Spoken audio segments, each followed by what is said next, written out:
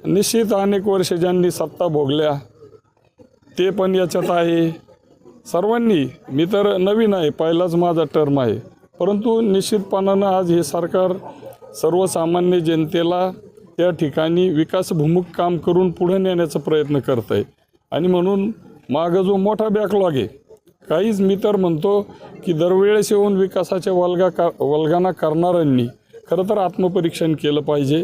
की आपल्या भावी काळामध्ये आपण काय केलं आणि किती वर्ष आपण लोकांना सांगणार आहोत की आम्ही शहराचा विकास करणार आहोत। आणि म्हणून जशी मला संधी या ठिकाणी विधानसभेमध्ये अतिशय एक सर्वसामान्य मी कार्यकर्ता आहे,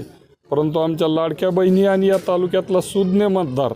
यांनी मला संधी दिली, त्याच पद्धतीचे आमचे नगराध्यक्षपदाचे उमेदवार शिक्षित आहे, कामसू आहेत, कुठलाही राजकीय पार्श्वभूमी नसताना आम्ही नेहमी बघतो की गेल्या 8-10 वर्षापासून सर्वसामान्यांचे प्रश्न,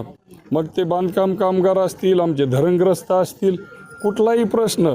त्यांच्या डॉक्टरी पेशाला थोडं वेळ त्याच्यातून काढून सोडवण्याचा प्रयत्न करणारा आमचा लढवय्या डॉक्टर करणसिंह घुले उमेदवार आम्ही सर्वांनी माहितीने दिलेले आहेत आणि त्याचा फायदा या ठिकाणी मतदानामध्ये होईल। खाली देखील आमचे सर्व उमेदवार